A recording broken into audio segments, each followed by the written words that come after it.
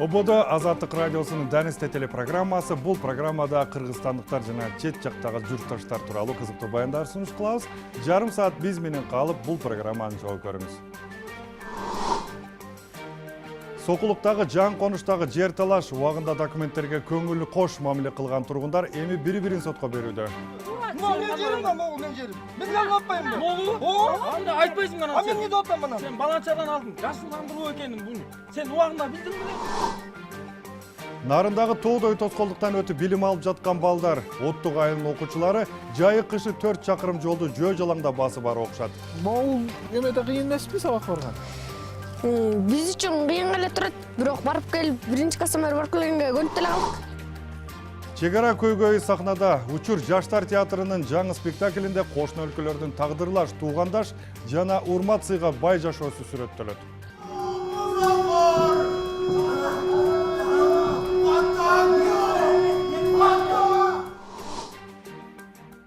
Бишкек студиясында мен Сабыр Абдымомунов, эсенсизби?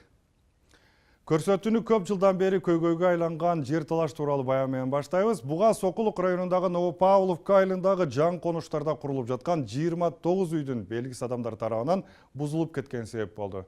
Үлүшкө берилген ал жердеги тилкелерди тил кат менен сатып алган айрым адамдар алданып калганын эми түшүнүп отурушат. Жерди сетип алгандар буга чейин жерге ээлик кылган Чынара Турушбекованы кинелешүүдө.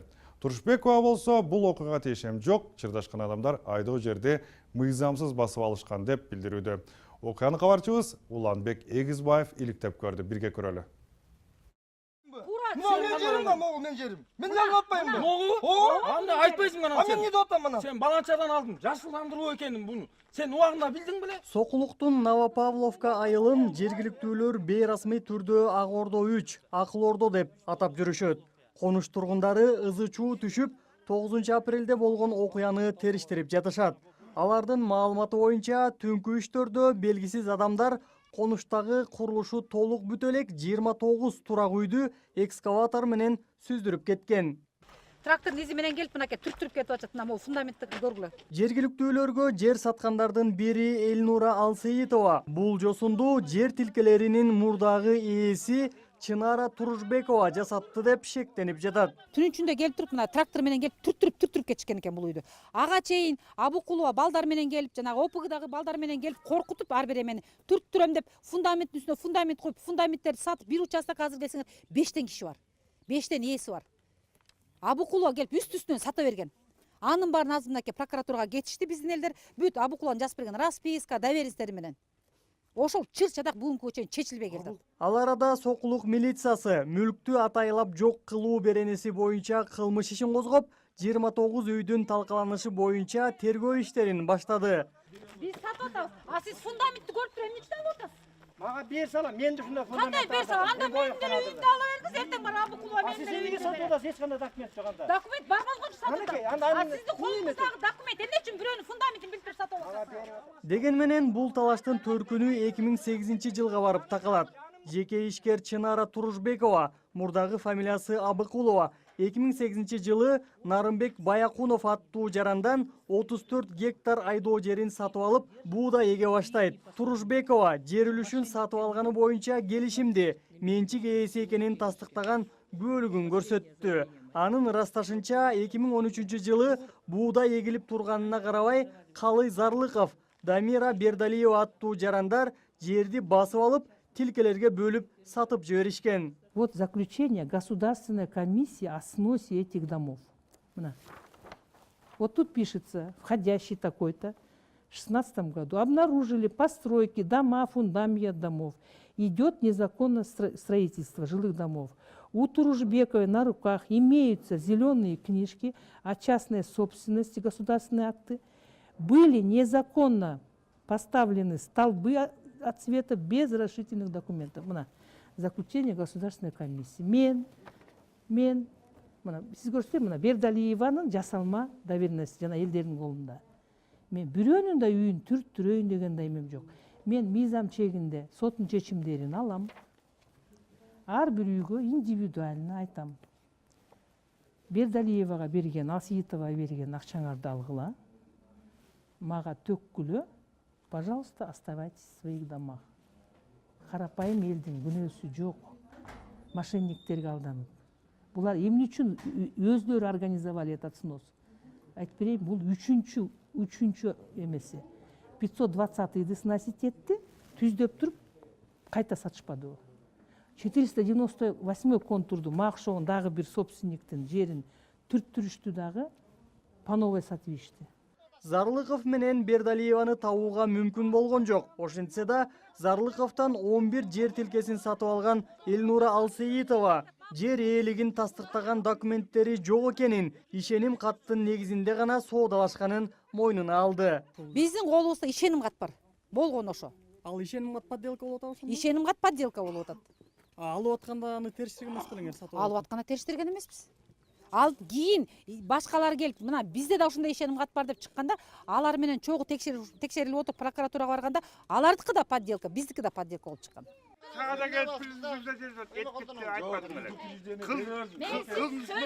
Дагы бир конуш тургуну Самарбек Чекиров Дамира Бердалиевадан 1 гектар жерди $11,000 сатып алып, талаада калганын айтууда. $11,000 алгам, 1 гектар жер алгам. Анан айткан булар 2013 жылы майда кызыл китебин жасап беребиз дешкен да. Анан биз алданып калдык бул жерден, карапайым элдер. Мен деген ошол 1 гектар жерди бир тууган карындашыма саткам, бир тууган туугандарыма саткам. Анан кийин ошол менин да өкүнүчүм, менин да күнөөм бар бул жерде, бирок ошол эле учурда 2012 жылы эле алганда жашылдандыруу дегенин билгенде мен бул жака үйдү салмак эмесмин. Сиз документти караган эмессиз? Документте андай жазылган эмес, биз түшүнүк жок да, биз деген карапайым элбиз. Мен юрист болсом ошондо окуп туруп баарын билип алмакмын.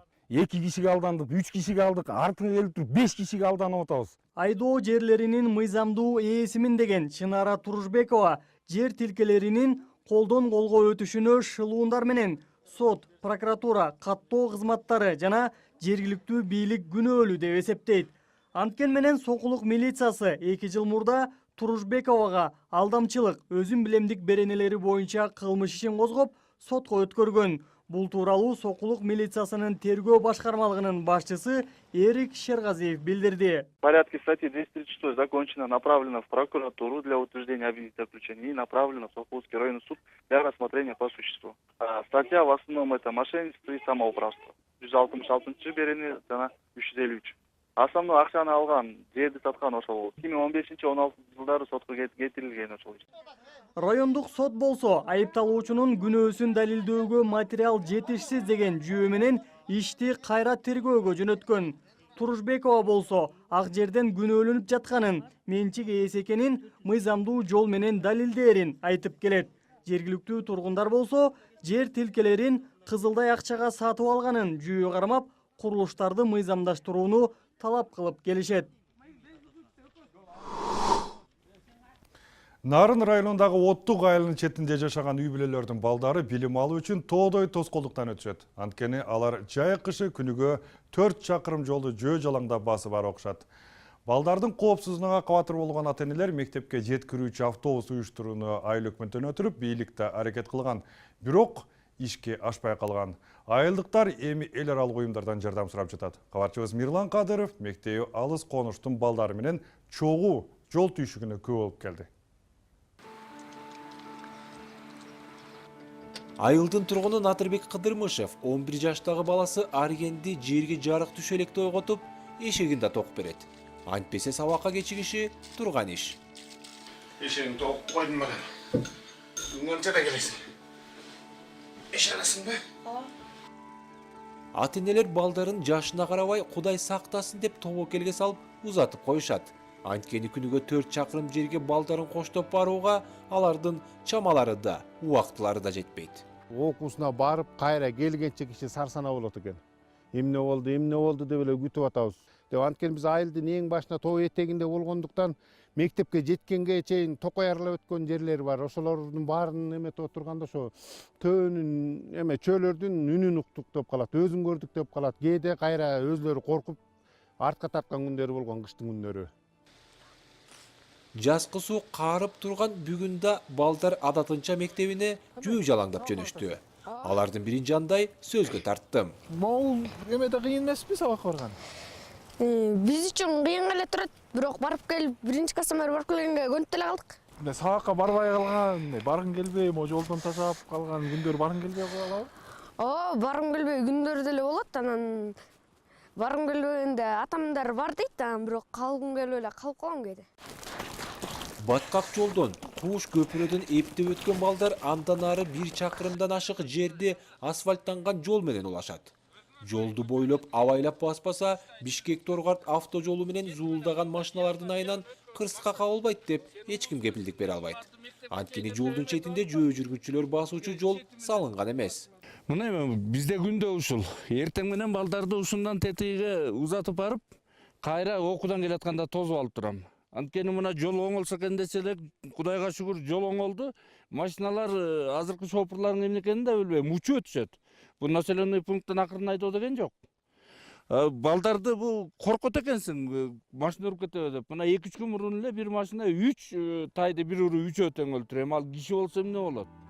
Балдардын коопсуздугуна кабатыр болгон ата-энелер мектепке жеткирүүчү автобус уюштурууну айыл өкмөттөн өтүнүп, бийлик аракет да кылган. Бирок каражаттын жоктугунан айтылган сөз бойдон эле калган. Айылдыктар эми эл аралык уюмдардан жардам сурап жатат. Маршрутка чечилсе жакшы болот эле бизге. Азыр биз 4 километр территориясында келип көрүп атасыңар. Балдар келет. Биз бир баланы садикке 300 сомдон, менчик машинага сүйлөшүп, ошол эки менен 300 сомдон төлөйбүз. Ушул маршрутка чечилип калса, мүмкүн 100 сомдон бул, мүмкүн 150 сомдон бул, ушундай болуп чечилип калат эле. Мектеп окуучулар жөө жалаңдап өзүлөрү кеткен ата-энелерге жаш балалуу үй бүлөлөр бир чети суктанышат. Себеби жаш балдары бала бакчага барган ата-энелер эртең менен аларды жеткире албай, кечинде убагында тоса албай күнүгө бушайман. Көп орундуунасы бар адамдар аларды айына 300 сомго жеткирип турууга макул болушкан. Бирок жаш балдардын коопсуздугу үчүн жоопкерчиликти алууну каалагандар аз. Ошон үчүн күнүгө 8 чакырым жол баскан бул айылдын балдарынын арасынан келечекте мыкты жөөкүлүктөр чыкса, таң калыштуу болбойт. Мирлан Кадыров, Азаттык, Нарын облусу. Сиз дагы кызыктуу же көйгөйлүү теманы Азаттыкка сунуш кыла аласыз. Ал үчүн бизден WhatsApp номерге жазыңыз 0550 98 87 55 же болбосо azattik.org сайтыбызда толугураак байланышуу жолдорун таба аласыз. Азаттык социалдык тармактарда.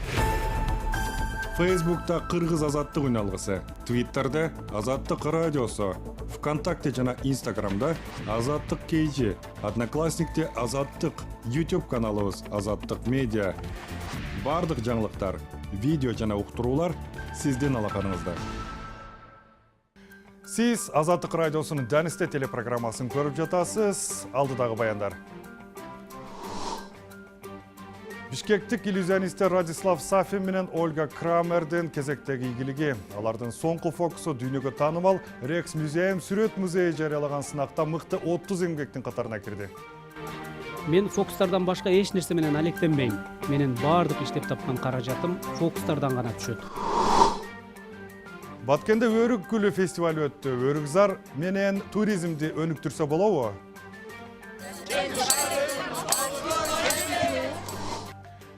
Жапон кызы Алатоо койнуна келип, келин болгонуна кубанычы чоң. Учурда Каракол шаарында үй бүлөсү менен конок үй ачып, чет элдиктерди чакырып жаткан Юко кыргыздар менен жапондордун маданиятын айкалыштырып, оокат кылып келет. Кыргызстандын табиятын жана меймандостугун жактырган Юконун тиричилигине кабарчыбыз Асейин Мадамбеков кызыгып көрдү. Алатоо койнуна келип, кыргызга келин болгон башка улуттун кыздарын чанда кезиктирүүгө болот. Алар кыргыздын турмушуна, маданият салт-санасына сиңип, кадимки кыргыздын оокаты менен алектенип калгандарын көрүп жүрөбүз. Мына ошондойлордун бири жапон кызы Уэда Юка. Ал кыргыз балага турмушка чыгып, Каракол шаарына көчүп келишкен.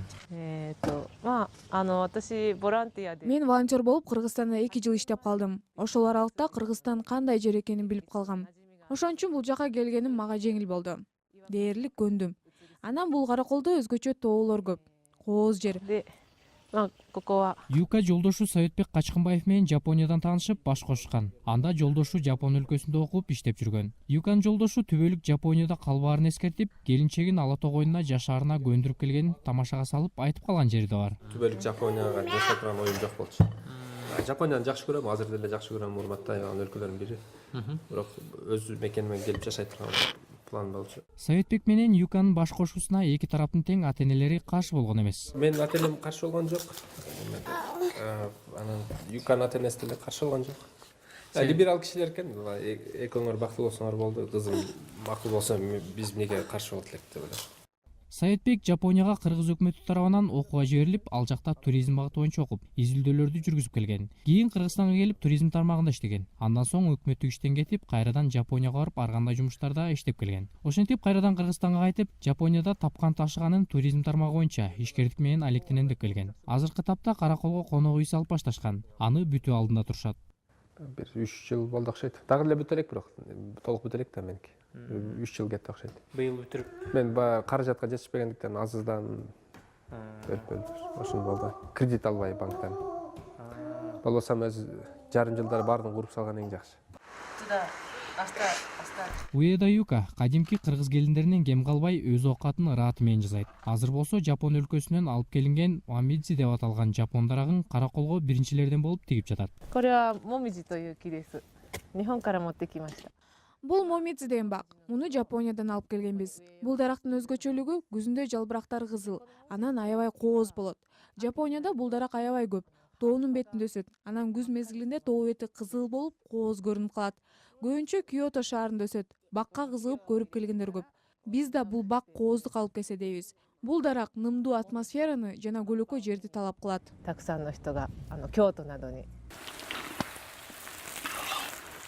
Кыргызда кайнененин камырынан деп коет. Керек болсо кыргыздын кыздары турмуш куруп барган жерден көп нерсени этибар албай кепке калган учурлар көп. Юканын кайненеси анын ыймандуулугуна жана оокатка тың экенине баа берет. Акырындан кыргыздын салтына, маданиятына көндүрүп келатканын да айтат. Келиним өтө ыймандуу келин. Мен биздин өзүбүздүн кыргыздарды күнөөлөбөйм, бирок кыргыздардын кыздарынан да ыймандуу да. Юканын мага жаккан эң бир сонун касиети бул биздин мусулман динибизди алды. Анан балдарымын бардыгын тергейт. Кайын сиңдилерин, кайнагаларын бардыгыбызды тергейт. Мен ошонусуна аябай кубанам. Юка кыргыздар менен жапондордун маданиятын деле өтө айырмасы жок экенин айтат. Азыр кыргыз ашканасына көнүп деле калыптыр. Жапонияда тамактын өзгөчөлүгү курамына кошулган жашылчалардын түрү өтө эле көп. А бул жакта аз кошулат экен. Анан майдын көп жана аз кошулганы менен айырма бар экен. Кыргыздар майды өтө көп колдонот экен. Ар түрдүү кыргыз кишилеринен тамак жасаганды үйрөнүп, анан акыры көндүм. Юка азыркы учурда кыргыз орус тилдерин өздөштүрүп жаткан чагы. Эки уулу бар. Алар азыр жапон тилинде гана сүйлөшөт. Аларга да кыргыз тилин үйрөтүүгө ата энеси аракет кылышат. Арсен, папа то мама дочига скита китерио? Папа то мама. Дочига? Папа то? Дочимо. Экөөнүн тең жакшы. Дочимо ски. Асейин Мадамбеков, Азаттык, Ысык-Көл облусу. Чегара көйгөй сахнада Бишкектеги Учур жаштар театрынын жаңы Чегара аттуу спектаклинде кошуна өлкөлөрдүн тагдырлаш, туугандаш жашоосу сүрөттөлөт. Бул оюнда бир кезде СССРдин жараны болушуп, кийинки Борбор Азиядагы эки башка өлкөнүн чегарасына жакын жерде турган достордун тагдыры. Бири-бирине карата урмат сыйы жана тагдырга зак салган чегара көйгөйү чагылдырылган. Спектакль тууралуу кабарчыбыз Зайырбек Ажыматов баяндайт. Сен айткан жана коррупционерлер ал жакты бөлүп жарып тосуп алсаңар тез чегара куруп койгон.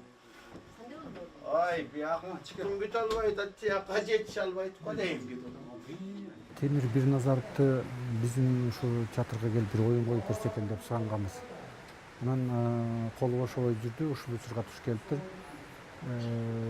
Кайсы чыгарманы коебуз деп тандай келгенде Темир айтты, менде бир идея бар, ошону жазбайлыбы, чогуу эле барабыз деп. Анан угуп көрсөм, мындай жакшы бир нерсе жаралчыда экен. Анан биздин коллектив менен чогуу баарыбыз биригип отуруп алып эле ушул чыгарманын үстүнөн, ушул пьесанын үстүнөн иштеп чыктык. Темирдин идеясы менен.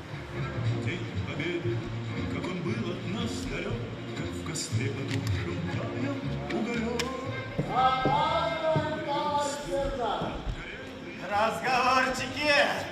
Ефрейтор Музафар Сайдуллаев! Баягы сюжетине токтоло кетсем, бири тажик абышка, бири кыргыз абышка убагында эки кошуна айылда турушкан ардагерлер, согуштун ардагерлери. Кийин баягы союз урагандан кийин 2 айылдын ортосуна темир торду коюп бөлүп салган.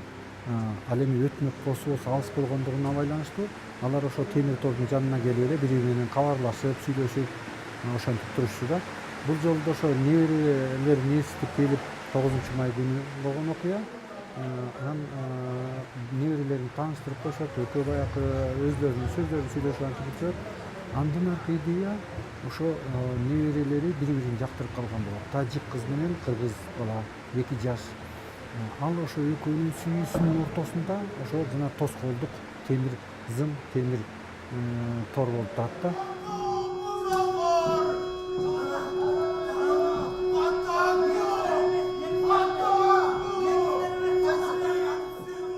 Мен бул жерде актерлук чеберчиликке аябай баа бердим. Тажик ата менен кыргыздын чоң атасынын ошол экөөнүн жана согуш мезгилиндеги достугу, биримдиги, бири-бирине болгон адамкерчилиги, азыркы заманыбызда 21-кылымдагы жок нерсени кайрадыр бир жаңыртып, чакырып, бир жаштарга кандайдыр бир мындай ураан таштагандай болуп сезилди да. Жек көрүүнү, инчиктерди, бири-бирине үстөмдүк кылууну билбеген адамдарды. Эки жаштын сүйүүсү болду. Ошо эки жаштын сүйүүсүнүн тоскоолдугу бул чек ара болуп калды да ошондо. Менимче азыр ушул чек араларды эки мамлекет сүйлөшүп бир акылдашууга келишеби балким. Ортобузда сый пикиримдер чыгат деп ойлойм.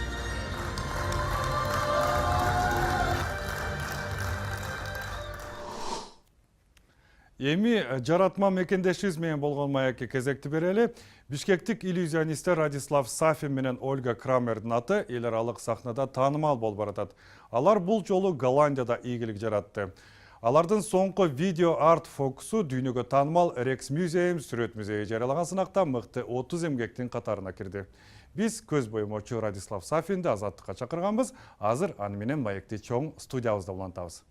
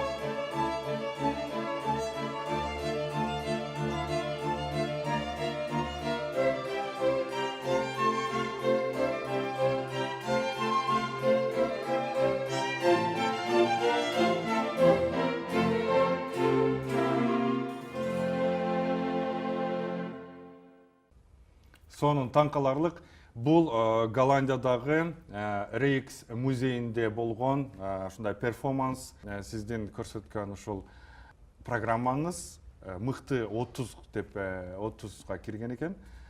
Кандай деп ойлойсуз? Бул коюуду качан ойлондуңуз? Кандай идея каяктан келди? Мне давно хотелось реализовать свои задумки. Мен өзү көптөн бери фокус жана компьютердик технология айкалышкан номерди ойлоп жүргөм. Компьютердик технологияга жакын адаммын. Анан эле Голландиядагы Rex Museum белгилүү сүрөт музейи сынак жарыялап, бул ишибиз жаралды. Бул номерде биз Голландия сүрөтчүлөрүнүн 16-кылымга таандык 6 сүрөтүн алып, ага магиялык трюктарды жана жаңы технологияны колдондук. Натыйжада фантазия деген аталыштагы ушул эмгегибиз жаралды. Магические трюки и, конечно же, компьютерные технологии. И все это вместе получился наш номер «Фантазия». Буга чейин сиз Францияда өткөн да белгилүү ошол цирк артисттеринин фестивалына да катышып келипсиз. Ал жерде кандай чакырылып калдыңыз. Сизди балки мурдагы мамлекеттерде таланттардын шоусунда чыгып жүргөнүңүздөн таанып калыштыбы? Бул Франциядагы көрсөтүүнөн кийин сизге чакыруулар болдубу? Несколько лет назад мы выступали на одном из фестивалей во Франции. Бир нече жыл мурда биз Францияда бир фестивальда өз өнөрүбүздү тартуулап жатканбыз. Иш-чарадан кийин бизге цирк искусствосу боюнча Масси фестивалынын уюштуруучулары келип, алардын фестивалынын 25 жылдык юбилейлик иш-чарасына чакырышты. Албетте, бул сунуш бизди аябай кызыктырды. Себеби Масси фестивалы Монте-Карлодан кийинки эле статусу боюнча 2-орунда турат. Биз үчүн бул жөндөмдүүлүгүбүздү, номерибизди дагы бир жолу дүйнөгө көрсөтүү мүмкүнчүлүгү болду. 3 күндүк фестиваль аябай жакшы өттү. Эл аябай көп болду. Биз бул цирк майрамында Silk Road деген аталыштагы Борбор Азия элдеринин 10 кийимин тез которуу номерибизди койдук. Народов Центральной Азии. Это тоже абсолютно эксклюзивный номер.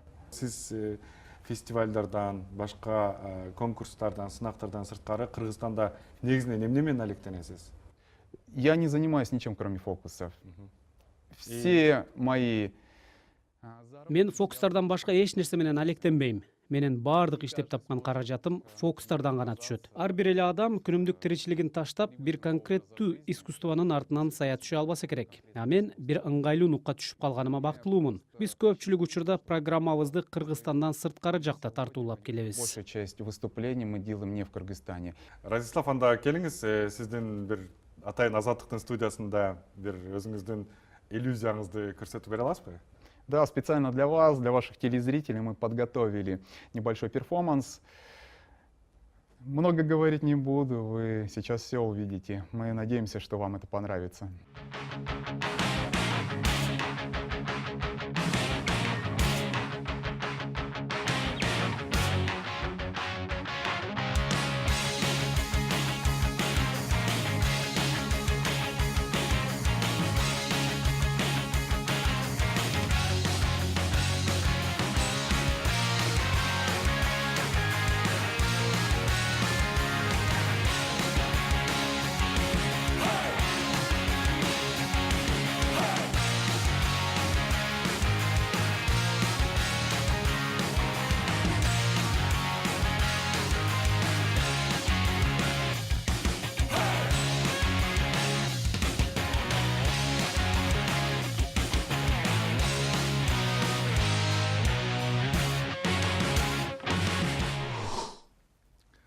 Радислав менен Ольгага ийгилик каалайбыз. Эми программанын этегинде Баткен Өрүкзар жөнүндө экөөсүз. Баткенде Өрүккүлүү 2017 эл аралык фестиваль өттү. Иш-чара ажайып кооз тартуулап турган Өрүкзарда уюштурулду. Ага облустагы райондор гана эмес, эл аралык уюмдардын өкүлдөрү, ишкерлер жана тажикстандык конуктор катышты. Фестивалда өрүктөр жасалган азыктар келгендерге тартууланды. Бул иш-чара аймакка туристтерди тартуу максаты менен уюштурулганын өкмөттүн Баткен облустагы кармыктуу өкүлчүлүгү маалымдады. Баткен облусундагы өрүк бактардын жалпы аянты 10 000 гектардан ашат.